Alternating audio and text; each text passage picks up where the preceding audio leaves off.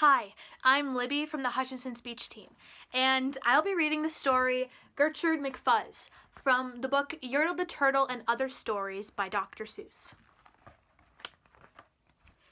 There once was a girl bird named Gertrude McFuzz, and she had the smallest plain tail there ever was. One droopy droop feather, that's all she had, and oh, that one feather made Gertrude so sad. For there was another young bird that she knew, a fancy young birdie named Lola Lee Loo. And instead of one feather behind, she had two.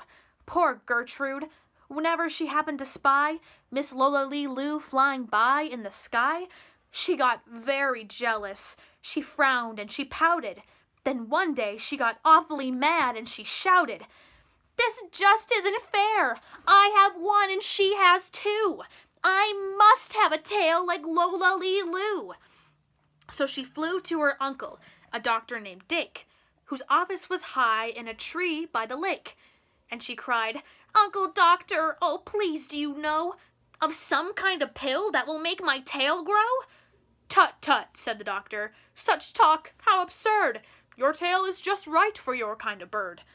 Then Gertrude had tantrums. She raised such a din that finally her uncle, the doctor, gave in. And he told her just where she could find such a pill, on a pillberry vine on top of the hill. "Oh, thank you," chirped Gertrude McFuzz, and she flew right straight to the hill where the pillberry grew. Yes, there was the vine, and as soon as she saw it, she plucked off a berry. She started to gnaw it. It tasted just awful, almost made her sick.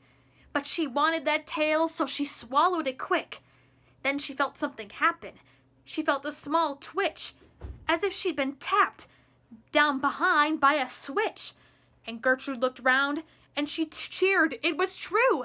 2 feathers, exactly like Lola Lee Loo. Then she got an idea.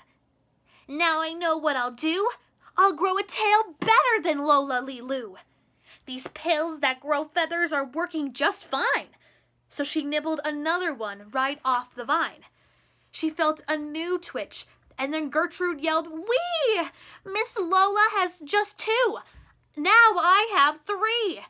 When Lola Lee Loo sees this beautiful stuff, she'll fall right down flat on her face, sure enough. I'll sure show her who's pretty, I certainly will. Why, I'll make my tail even prettier still." She snatched at those berries that grew on the vine. She gobbled down 4, 5, 6, 7, 8, 9. And she didn't stop eating, young Gertrude McFuzz, until she'd eaten 3 dozen. That's all there was. Then the feathers popped out with a zang and a zing. They blossomed like flowers that bloom in the spring. All fit for a queen, what a sight to behold! They sparkled like diamonds and gumdrops and gold, like silk, like spaghetti, like satin, like lace. They burst out like rockets all over the place. They waved in the air and they swished in the breeze, and some of them were as long as the branches of trees. And still they kept growing. They popped and they popped until long about sundown, when finally they stopped. "And now," giggled Gertrude, "the next thing I'll do is fly right straight home and show Lola Lee Loo. And when Lola sees these, why, her face will get red. And then she'll let out a scream and she'll fall right down dead." Then she spread out her wings to take off from the ground.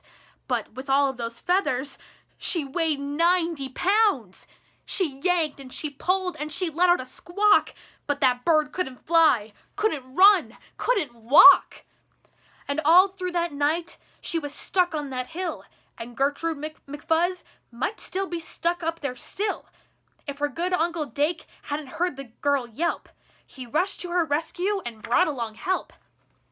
To lift Gertrude up almost broke all of their beaks, and to fly back home it took almost 2 weeks.